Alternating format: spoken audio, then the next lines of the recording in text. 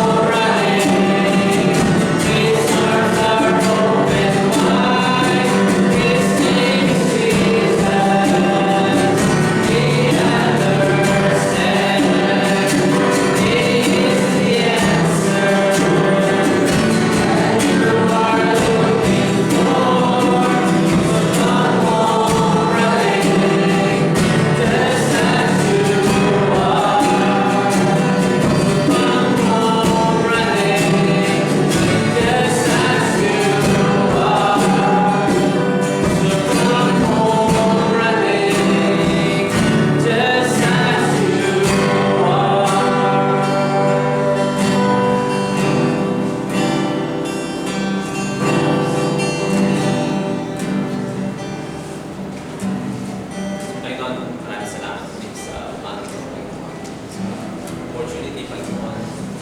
Dahil na kailangan maawitan, Panginoon, masamba, Panginoon. Kaya thank you, Lord, sa iyong pag-ibig sa amin, Lord. Kaya sa pagmamahal po sa bawat sa amin, Panginoon. Thank you, Lord, sa paligtasan, Panginoon. Sa pagliligtas sa amin, Panginoon. Sa pag-asa ng iyong Lord, binigay sa bawat sa po sa amin, Panginoon. Kaya dalayin namin, Panginoon, supported sa aming pagpapatuloy, Panginoon. Tuloy ka mamusap sa iyo, mga puso, Panginoon. At namin namin ang buo ay mga salita. Tuloy mo sa iyo, mga puso, Panginoon. May isang pamupay po namin, Panginoon. Kaya napakasarap pagpuri sa isang Diyos, Panginoon. Isang nagpagligtas ng isang Jesus sa iyong mga pagkain, Panginoon. Kaya share po, Panginoon, lahat ng papurihan at ng pagsamba at ng pasalamat, Panginoon. Sa dalayin namin sa tayong pangalan ng aming Panginoon Jesus. Amen. Take some time po and greet each other with love. Good morning, everybody.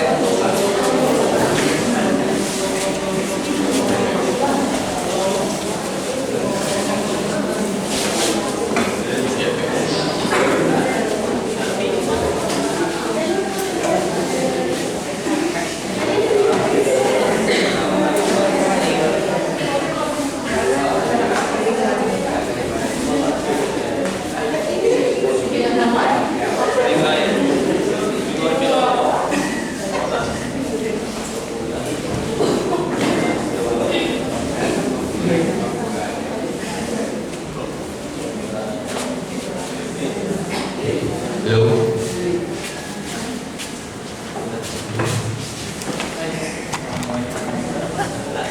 Hello. Thank you, Kuya Jonathan, the cameraman. So, magandang umaga po.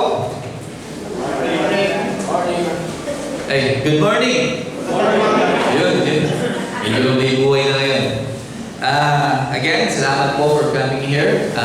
Praying that tayong lahat ay mabless ng salita ng Panginoon ngayong umagang ito. So, but before we start, few announcement. Meron po tayong ladies prayer meeting. Ay, meron po kayong ladies prayer meeting. Hindi po kasama. Doon po kayo kay na Ate Malu. Yan, kay Ate Malu. And then, ladies Bible study, mamaya, 6:30. Yung prayer meeting kay Ate Malu, 5:30. Tama, Ate Ray? Ayan. Oh, so, ulitin ko po. Prayer meeting kina Ate Malu, ladies, 5:30 p.m.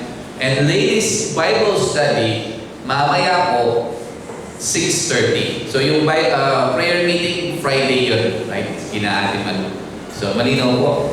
Baka magka-rumble-rumble. And then, men's Bible study po tayo bukas. Okay?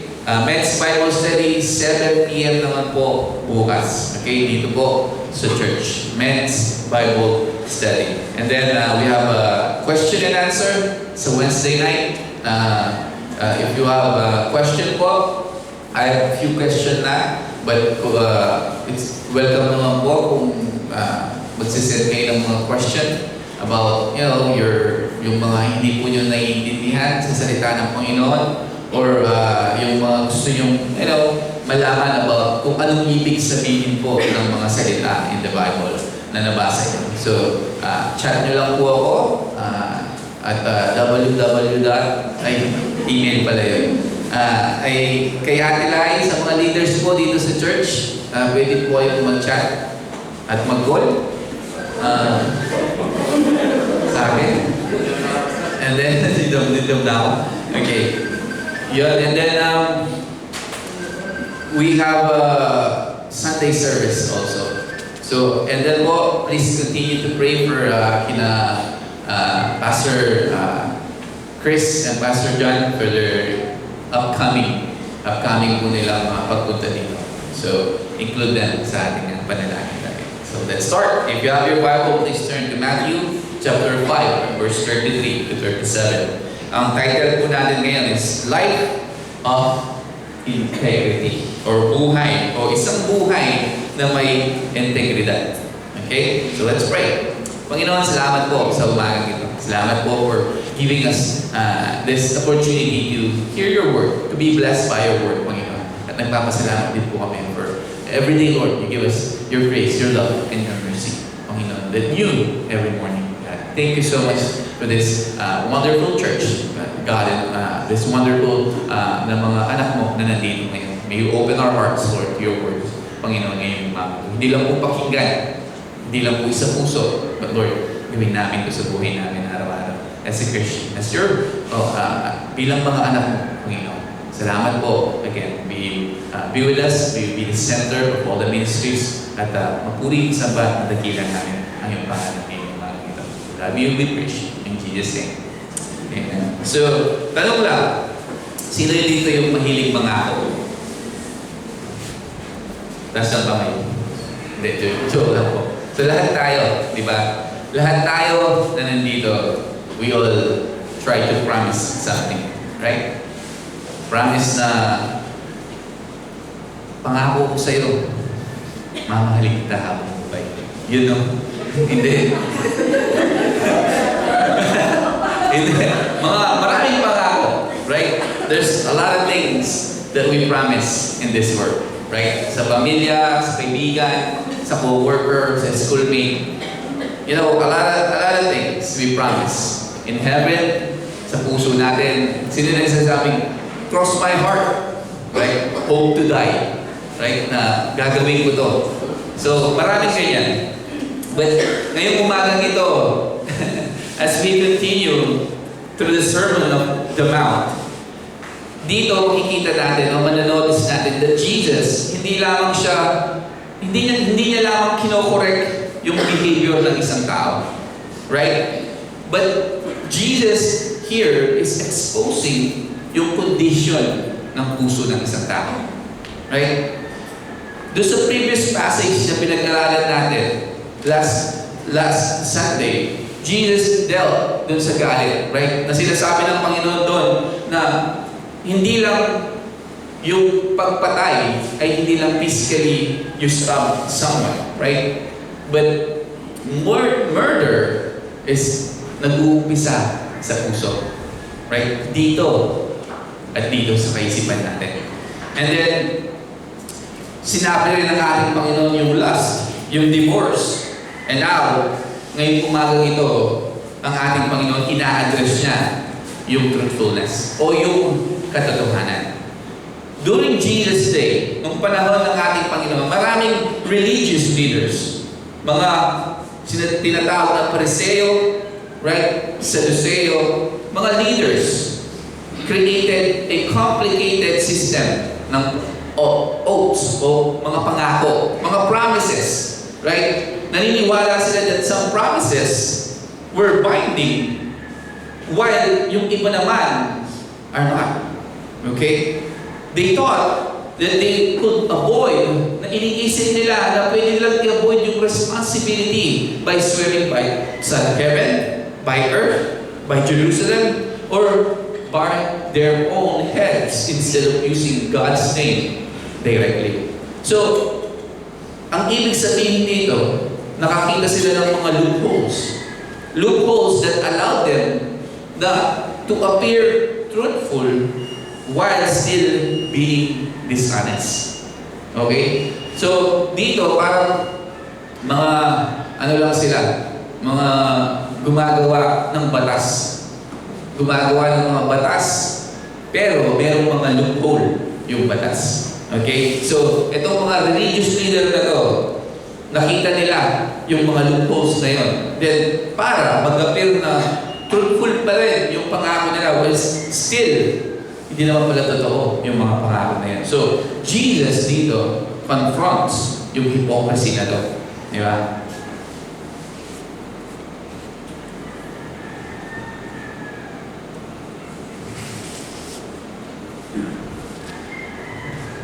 So, Christian should not, kay tayo, bilang mga Kristiyano, di ba?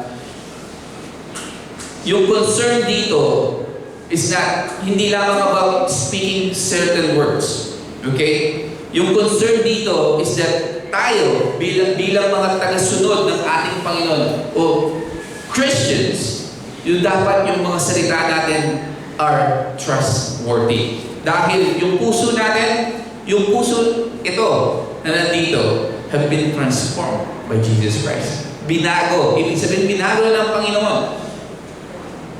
A Christian, tayo, bilang anak na, hindi natin kailangan yung mga mabulaklak na pangako. Right? Para i-convince natin yung mga tao that we are telling the truth. Dapat yung buhay natin itself, dapat itong buhay na ito should be the evidence na nagsasabi tayo ng katotohanan. So itong passage ngayon na pag-aaralan natin ngayong umagang ito, natuturo sa atin that kingdom citizen, tayo as the Christians, dapat tayo ay mga tao na may integridad. Dahil we belong saan? Sa Diyos ng katotohanan, right? God of truth. So dapat as Christians, we live in integrity. Kung ano yung buhay natin, dapat ganun din yung sinasabi natin. Dapat, kung nangako tayo, ito pa rin natin. Right? So let's start here. What Jesus said in verse 33. Sabi niya, narinig ninyong muli na sinabi nila noong unang panahon, huwag kang manumpa ng walang katotohanan, kundi tutuparin mo ang mga sinumpaan mo sa Panginoon. Again, you have heard that it was said to those of old, you shall not swear falsely, but shall perform your oaths to the Lord. So Jesus dito, nagsimula siya with another statement. Sabi niya, you have heard. Right? So, narinig nyo na, sabi ng Panginoon. You have heard. So, he refers dito kung ano yung mga narinig na, ano yung mga naituro niya ng mga scribes at mga Pariseo. So, alam naman natin, scribes and Pharisees teaches laws, right? Teaches yung mga maraming salita sa Old Testament. So, sabi ng Panginoon dito, you have heard. So, he refers dito sa mga scribes and Pharisees teaching. This teaching came from several Old Testament passages. Katulad dito ng Deuteronomy chapter 23, verse 21 to 23. Sabi niya, when you make a vow to the Lord your God, you shall not delay to pay it. For the Lord your God will surely require it of you, and it will be sin to you. But if you abstain from vowing, it shall not be sin to you. That which has gone from your lips, you shall keep and perform. For you voluntarily vow to the Lord your God what you have promised with your mouth. Sabi in Deuteronomy 23. And in Leviticus chapter 19, verse 12 said, you shall not swear by my name falsely, nor shall you profane the name of your God. I am the Lord. In Leviticus 19:12. In Numbers chapter 30, verse 2, he said, if a man makes a vow to the Lord, or swear an oath to find himself by some agreement, he shall not break his word. He shall do according to all that proceeds out of his mouth. So, it is clear dito, in Deuteronomy, Leviticus, and Numbers, ito yung mga tinuturo ng mga scribes. Right? Ang Diyos never encourage careless promises o mga, careless na mga pangako. If someone made a vow o pangako before God, kailangan sundin niya ito. Katulad ng sinasabi dito in Deuteronomy, Leviticus, and Numbers. Right?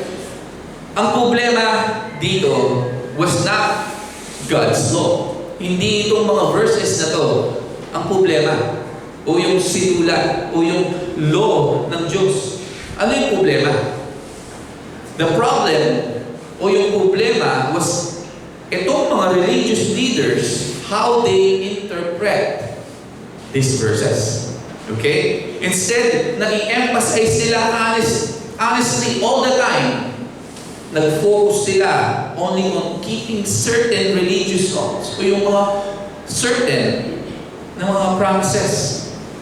So ang nangyari dito, in effect, dahil yun yung ginagawa nila, ang nangyari, sinasabi nila, as long as you don't swear in God's name, you can bend the law. You can bend the truth. You can bend the truth. Sabi niya, o yung katotohanan. Right? You can bend the truth. Yun yung sinasabi ng scribes at mga Pharisee. So, they divided promises into categories. So, pinategorize nila. So, sinasabi ng mga scribe and Pharisees, some promises counted, pero yung iba, hindi. Right? This created culture kung saan yung mga tao constantly searches sa mga loopholes instead embracing yung loving truth.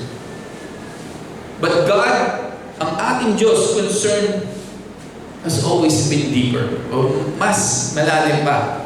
God has always wanted, yung sincere na puso. Truthful na puso. Anong sabi niya in Proverbs 12:22? Lying lips are an abomination to the Lord, but those who deal truthfully are His delight. So God, ang Diyos, delights in truthful people. O yung, honest na tao. Totoo na tao. Because He Himself, God Himself, is truthful. So, anong sabi niya in Titus chapter 1 verse 2? God cannot lie. Right? Since believers, tayo as a Christian, belongs to God who cannot lie, na hindi kailanman nagsisinungaling. We are called to reflect yung character ng Panginoon. So, ano yung application sa atin in this verse? Today, maraming tao create modern version ng mga loopholes na to. Right? Ano yun? Sinasabi nila, honestly, susundin ko yung mga pangako ko sa'yo. Oh, I swear, cross my heart, maniwala ka sa akin. To be honest. So, bakit nila sinasabi ang mga bagay na ito? Because ang mga tao, tayo, have learned not to trust words alone. Right? Tayo na mga tao. Tayo mga tao, natutunan natin na hindi magtiwala sa salita lang. Right? Dahil, there's a lot of broken promises na nangyari sa buhay natin. So if someone constantly needs extra praises para i-convince lang ang isang tao, something is already wrong. Right? Meron ng mali doon. Ang dapat, yung mga salita natin should carry weight because yung character natin carries weight. Truthfulness, dapat ito yung maging habit natin as Christians. Whether kausap natin kausap natin yung asawa natin, yung mga anak natin, or yung employer natin, o yung customer natin, or dito sa church natin, or sa isang complete strangers. Dapat yung sinasabi natin, puro katotohanan lamang. Not because someone is watching us, but because God is watching us. Right? So tanungin natin yung sarili natin. Can people trust my word? Yung mga salita mo ba pwedeng pagkatiwalaan ng tao bilang isang Kristiyano? Kung nangako ka ba, if you promise something, if I promise something, do I keep it? Sinusunod ko ba? Ginagawa ko ba yung mga pangako na yun? If I make mistake, kung nagkamali man ako, ina-admit ko ba that I made a mistake? Ginagawa ko bang exaggerated ang isang kwento to impress people? Tinatago ko ba yung katotohanan para protektahan yung sarili ko? Jesus this morning calls us to something far greater than religious speeches. Tinatawag niya tayo to a truthful hearts. Yung magandang balita is Jesus Christ, changes liars into truthful people. Pag tinanggap mo ang Panginoon, binabago niya ang isang tao. Na dating sinungaling ngayon, hindi na sinungaling. Maybe believers, tayo, siguro we struggled with dishonesty in the past. Right? Dishonest tayo, we're liars in the past. Yet, through the Holy Spirit, nung tinanggap natin ang Panginoon, God reshapes yung puso natin. As we walk with Jesus Christ, yung mga salita natin begins to reflect yung katotohanan niya. Alam naman natin that Jesus is patient as He continue to sanctify yung buhay natin, right? At binibigyan niya tayo ng grace. Grace dun sa mga tao to repent and seek to live honest life. So, Jesus now explain niya bakit itong mga different kinds ng mga promises are actually meaningless. In verse 34 and 36, sabi niya, "Ngunit sinabi ko sa inyo, huwag kang mangako ng anuman na hindi sa ngalan ng langit sapagkat ito ay trono ng Diyos. Kahit ang lupa ay huwag mong ipanumpa sapagkat ito ang tungtungan ng kanyang mga paa. Kahit ang Jerusalem man ay huwag mong ipanumpa sapagkat ito ang lungsod ng dakilang hari. Kahit man ang ulo mo ay huwag mong ipangako sapagkat kahit isa mang buhok nito ay hindi mo mapapaputi o mapapaitim. But I say to you, do not swear at all, neither by heaven, for it is God's throne, or by the earth, for it is His footstool, for nor by Jerusalem, for it is the city of the great King, nor shall you swear by your head, because you cannot make one hair white or black." Sabi dito ng ating Panginoon. Pero, tignan mo ano yung sinabi niya doon sa unang-una. "But I say to you, do not swear at all." Right? Ngunit sinasabi ko sa iyo, huwag kang mangako ng anuman. So, Jesus dito, binigyan niya tayo ng 4 na example. Okay? Do not swear by heaven, sabi ng ating Panginoon. Bakit? Because heaven is God's throne. Right? Pangalawa, because heaven is God's throne. Isaiah 66:1. Heaven is my throne. Sabi niya in Isaiah 61:1. Right? If God's name is not mentioned, but God still involved. Kahit dun sa pangako mo, sinabi mo na nangangako ako, right?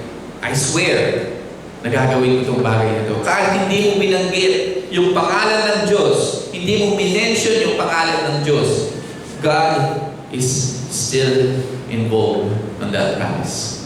Okay? Ano ba sabi niya? Huwag ka nang mangako. Sabi niya, di ba? But I say to you, do not swear at all. Sabi. So even you don't, kahit hindi mo man binanggit dun sa pangako mo, dun sa promise ng Diyos, still, He is involved on that promise. Pangalawa, do not swear by the earth. Sabi ng Panginoong Jesus. Because the earth is God's footstool. Sabi niya dito. So everything belongs to Jesus Christ. Everything belongs to God. Psalm 24:1, He said, "The earth is the Lord's and all its fullness." Napakalinaw, right? At pangatlo, do not swear by Jerusalem. Dahil it is the city of the great King. So the Jews, mga Hudyo, thought, iniisip nila, ito yung pinaka-safe na pangako o promise or oath. Right? But Jesus says, Jerusalem belongs to God too. Dahil nung panahon nila, bakit sinabi dito na do not swear by Jerusalem? Dahil nung panahon nila, they swear, in the name of Jerusalem, I swear, gagawin itong bagay. But the Lord Jesus said here, because the city of the great King is Jerusalem, right? Pero isip ng mga Hudyo, ito na yung pinaka-safe. Kasi Jerusalem na naman. So, and then pang-apat, do not swear by your own head. Sabi niya, bakit? Because, sabi niya, kahit yung pagputi ng buhok mo, hindi mo makontrol. Hindi mo nga kayang gawing black yung buhok mo. Sabi niya, ngayon pwede mong iday. Pwede mong Pwede mo lagyan ng, ano kasi yun? Yung pangkulay ng buhok, right? So, pwede mo kunin yung duhat, pahit mo rin. Duhat. But again, kahit na gawin mo yun, it will turn white eventually, right? So sinasabi ng Panginoon, swerve by your own head. Bakit? Because hindi mo makontrol. Yung ang buhok mo, hindi mo makontrol na maging puti. Sabi niya, you cannot change one hair from black to white. So ibig sabihin, in other words, you don't even have authority over yourself. Right? Wala tayong otoridad over ourselves.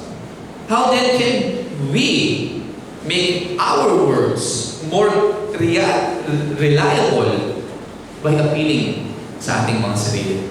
Na sinasabi mo, mangangako ako na, sa sarili ko, tutuparin ko yung mga pangako ko sa iyo.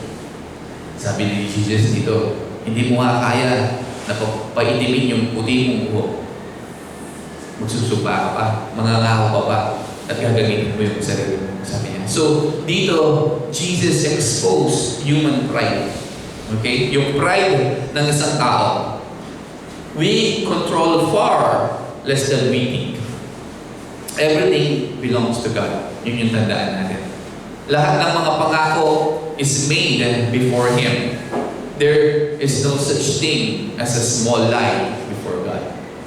Sinasabi natin, white lies lang naman yun, di ba? Yung pangako ko yan, sinabi ko lang kasi gusto ko lang siyang manahimik. Right? Kaya sinabi ko, tutuparin ko. Again, there is no such thing as a small lie before God. Sometimes, minsan, yung mga tao speak carelessly dahil iniisip nila, wala naman nakakaalam dun sa pangako ko. Okay? Ako lang naman. At yung isang tao, kaming dalawa lang. But God knows, right? Everything, hindi pa man natin nasasabi. Yung mga pangako natin, alam na ng Diyos kung ano yung mga yun. Yes, siguro, malilid lang natin yung tao. We may fool people, but we never fool God. We can never fool God. This applies sa lahat. Business transaction, school work, right? Online conversation, marriage, friendship, church ministry. Integrity is doing what is right even no one else knows. Right? Yung pagtupad sa mga pangako. Because God always knows. So mamuhay tayo every day nang may awareness that every conversation happens before the face of God. So ask before speaking. Totoo ba to? Itong sasabihin mo to, itong pangako mo to, is this honest?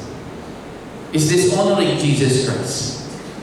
When we remember God's presence, it changes the way kung paano tayo magsalita. Right? Kung paano tayo mangako with those promises. The God who hears every word also gives us wisdom of every word na sasabihin natin. When we ask Him, tinutulungan niya tayo na magsalita with honesty, grace, and love sa buhay natin. Even if telling yung katotohanan costs us something ngayon, sa oras na to, we can trust the Lord. To honor yung faithfulness in His perfect time. So Jesus now reaches yung pinakapuso ng matter na to.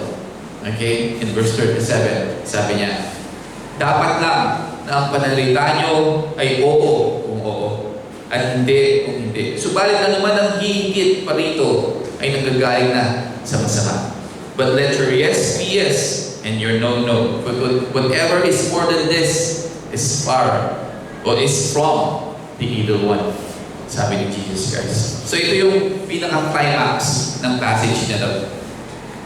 So Jesus dito is not, hindi niya lamang sinasabi sa atin na i-avoid nyo itong mga certain phrases na to. Yung I swear, o yung mga, cross my heart, yung mga bagay na yun, yung mga praises na yun. Diba? But He is teaching us that yung buhay natin should be marked ng integridad, integrity, that the simple yes at no is sufficient. Again, uulitin ko, Jesus, hindi niya lamang sinasabi dito, o sinasabi sa atin ngayong umagang ito na i-avoid nyo, iwasan nyo na magsalita, mangako, o sabihin itong mga pangako na to, o I swear, o yung mga bagay na yun. But Jesus teaching us that dapat yung buhay natin should be marked by integrity. Yung mga simple yes or no natin, dapat sapat na yun na makita sa buhay natin. Yung reputasyon natin should be, if they said it, they will do it. Right? Kapag sinabi natin, dapat gawin natin. Dapat ganun yung integridad ng isang Kristiyano. Kapag sinabi mong gagawin mo, gawin mo. Kapag sinabi mong hindi, hindi. Right? Ito yung character ng isang Kristiyano. The praise, whatever is more than this, is from the evil one. Itong praise na to warns us that yung deception reflects the influence of Satan, who is called the father of all lies. Right? Dahil maraming beses tayo nangangako dahil gusto lang natin matapos. Dahil sa mga anak natin. Right? We keep on promising things, but hindi naman totoo. Right? Para lang matapos na yung mga tantrums ng anak mo, yung mga hinihingi niya. Sige! Bibili ko yan. Right? Tapos wala na. Kasi tapos na umalis na yung anak mo kasi sabi ko bibili mo. Pero di, sasabihin ko bakit mo sinabi yun? Sabi ng asawa mo na, para matigil na yung kulitan niya. But again, it's a broken promise. Right? You lie. We lie. Diba? Nasinungaling tayo. Hindi naman pala totoo. Right? Yun yung sinasabi ng ating Panginoon dito. Those promises. O kaya sasabihin ko sa kaibigan mo, sige, kita tayo mamaya. 5 p.m. Diba? Di ka dumating. Those promises. Right? Yun yung sinasabi ng Panginoon dito. And a lot of things, maraming bagay na sinasabi natin, na gagawin natin. Mga pangako, na sabi nga, mga pangako na mabago. Right? Sometimes nga, ginagamit pa natin ng Panginoon. Yes, I swear to God. Right? Gagawin ko to. Ito yung sinasabi ng ating Panginoon. Whatever is more than this is from the evil one. So, warns us, warning niya tayo that deception reflects yung influence ni Satan na tinatawag the father of lies. The Gospel of John, chapter 8, verse 44, sinabi niya that the devil does not stand doon sa katotohanan, for he is a liar and the father of it. Sabi dito in John chapter 8, verse 44. So, lying o pagsisinungaling belongs to Satan. Satan's kingdom. So, bakit pagsisinungaling? Kasi kapag nangako ka at hindi mo ginawa, anong ibig sabihin nun? Sinungaling ka, right? Sinungaling tayo. Pagsisinungaling na yun, right? So it's the same na sinasabi dito. If we don't keep our promises, our oaths, we are liars, like Satan. And liars, sabi dito, lying belong to Satan's kingdom. So as a Christians, dapat mayroon tayong integridad. Ang katotohanan belongs to God's kingdom. Right? Christians, tayo are called na dapat nagre-reflect sa atin yung Heavenly Father natin. So, dito, imagine mo dalawang co-workers. May dalawang tao, magkatrabaho. Yung isa, sinasabi niya lagi, nangangako ako, I swear, Pwede mo mong pagkatiwalaan. Right? Yet, He often breaks His word. Diba? Lagi na hindi niya ginagawa yung mga pangako niya. Na lagi niyang sinasabi, nangangako ko sa'yo, I swear, gagawin ko yung trabaho ko, tatapusin ko yung pinapatapos mo. Right? Pagkatiwalaan mo ko. And yet, often breaks yung mga pangako niya. But, yung kasama naman niya, na co-worker, lagi, ito lang yung sinasabi niya. Darating ako. I'll be there. Right? Hindi siya nangangako. Sasabihin niya lang, sige. But, lagi niyang ginagawa. Right? Lagi siyang nandun. Kahit yung sinabi niya lang, pupunta ako. Nandun siya. Ginagawa niya lagi. He always comes. So, sino yung pagkakatiwalaan mo? Yung laging nangangako, nasasabihin, pagkatiwalaan mo ako. Pero hindi naman niya ginagawa yung mga pangako na yun. O yung isa sasabihin niya, sige pupunta ako, pero lagi siyang nandun. Diba? Siyempre, pagkakatiwalaan natin yung pangalawa. Right? Not because of impressive words, hindi dahil mabulaklak yung mga pangako niya, but because consistent siya dun sa character niya. Right? Na sinabi niya, pupunta ako, pumunta siya. Right? Gagawin ko to, ginawa niya. Pinagkatiwalaan natin siya, hindi dahil mabulaklak yung mga pangako niya. Pinagkatiwalaan natin siya because consistent yung character niya. Ginagawa niya yung bawat pangako niya. This is what Jesus desires sa atin as Christians. Yung reputasyon natin should remove the need ng mga dramatic promises. Right? Bilang Kristiyano, yung reputasyon natin, dapat tanggalin natin yung mga babulaklak na pangako sa mga kaibigan, sa mga asawa. Sige, sasabihin mo sa asawa mo, pangako, bibili kita ng bulaklak. 3 years na, hanggang ngayon, wala mo yung bulaklak. Diba? O sa mga kaibigan, sabihin mo, sige, bibili kita ng regalo sa birthday mo. 10 birthday na, wala pa yung regalo. Diba? At marami pang iba. O sa girlfriend mo naman, i-date kita, sige. O hanggang ngayon, 6 months na, wala pa rin date. Diba? Marami pang iba na mga pangako. Our reputation should remove yung mga dramatic promises na yan. Right? Kailangan maging totoo tayo. When you said, di-date kita, i-date mo. Kapag sinabi mo, bigyan kita ng bulaklak, bigyan mo. Right? Dapat yung buhay natin preach before our lips did. Ibig sabihin, dapat nakikita sa buhay natin bago pa natin sabihin. People, they forget yung mga teaching or mga sermon dito sa church. You know, maraming tao makakalagtin katulad ko. Right? Maraming tao makakalimutan na yung sermon ngayon. Mga 2 araw lang, bukas lang, kalimut na. But they will remember whether yung buhay natin matches yung mga sinasabi natin. Right? Tinitignan nila yung buhay natin. Whether kung paano tayo mamuhay, tumaba yung sa sinasabi natin. Dapat makilala tayo as someone who speak yung katotohanan. Not just the broken promises, but speaking kung ano yung totoo. Yung mga pangako na dapat ginagawa natin. Keeps promises. Admits yung mga kakamali natin and ino-honor natin ang ating Panginoong Jesus through integrity in our life. Remember, tandaan po natin that our perfect example is Jesus Christ.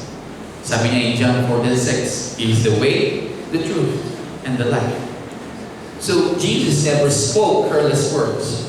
Hindi siya nangako at hindi niya tinupad. Right? He never made a false promise. And Jesus never failed to fulfill what He declared. So as we abide in Jesus Christ, as we are called, tinatawag tayong mga anak ng Diyos, the Holy Spirit shape us into people na yung mga salita natin reflect yung katotohanan sa buhay natin. We are not left to change by our own strength o sarili nating kalakasan. God is working sa buhay natin, making us more like His Son, araw-araw, day by day. So as we finish ngayong umagang ito, mga kapatid, brothers and sisters in Jesus Christ, itong mundong ito, kung saan tayo nakatira ngayon, ay puno ng mga broken promises. Right? Mga pangakong napako, mga pangakong hindi natupad. Maraming mga pangakong yan nandun, nakaupo sa gobyerno. Right? But again, even us, not just them, but tayo din. To our family, to our loved ones, to our friends. Right? But most of the time, the unbelievers, right? Itong mundong ito, filled with broken promises. Mga hidden na motibo. Mga empty words.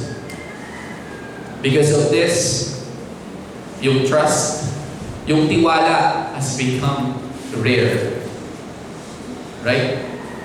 Dahil dito sa mga broken promises na to, sa mga hidden motives, sa mga empty words, trust has become rare. Mahirap. Ibig sabihin, napakahirap ng magtiwala sa sinasabi ng tao. But Jesus here calls His people to be different. Tayo ng mga Kristiyano, tinawag tayo na dapat tayo ay naiiba. He calls us to be men and women yung salita natin are dependable dahil yung puso natin belongs to Jesus Christ. Dapat sinasabi dito, naiiba tayo. Itong passage na to, itong verse na to, na pinag-aralan natin, hindi lamang simply avoiding na mangako. Na hindi lamang sinasabi na iwasan mo na mangako ng mangako. But this passage telling us it is about becoming people of integrity. The gospel changes us from the inside out, right? When we accept Jesus Christ as Lord and Savior, we admit that we are sinners. He changed us from the inside out. Jesus Christ, who is truth itself, namatay siya at nabuhay ulit to forgive yung ating mga kasalanan, right? Including the sin of deceit, yung falsehood. Minsan, ibig sabihin, yung kasinungalingan sa buhay natin. Nung nagtiwala tayo sa Kanya, binigyan niya tayo ng bagong puso. And He gives us the Holy Spirit, who enables us to walk doon sa katotohanan sa buhay natin. So, ngayong umagang ito, as we leave this church today, huwag lang nating itanong, did I avoid swearing? Iniwasan ko bang mangako ngayon? Huwag lang yun ang itanong natin. But ito yung itanong natin.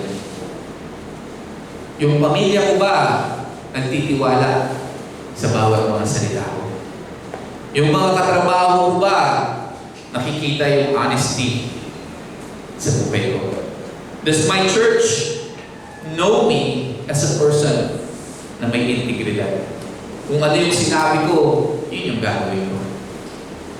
Most importantly, yung mga salita ko ba, yung mga sinasabi ko ba, reflect the character ng aking tagapagligtas. May it be said of every believer that our yes truly means yes. Our no truly means no. And that every word we speak points others to God of truth. Ganun ba tayo? Yung yes ba natin is yes, at yung no ba natin is no. Again, as you know, we live this room, don't just avoid saying promises o yung magsabi ng mga pangako. But itry natin. Whatever we promise, gawin natin. Whatever we said yes, then go. But when we said no, no. Right? Dapat ganun tayo as a Christian. Katotohanan. Maging tapat tayo sa ating mga salita. Mga pangako. Huwag natin hayaan yung mga pangako ay napapako. Right? Do them.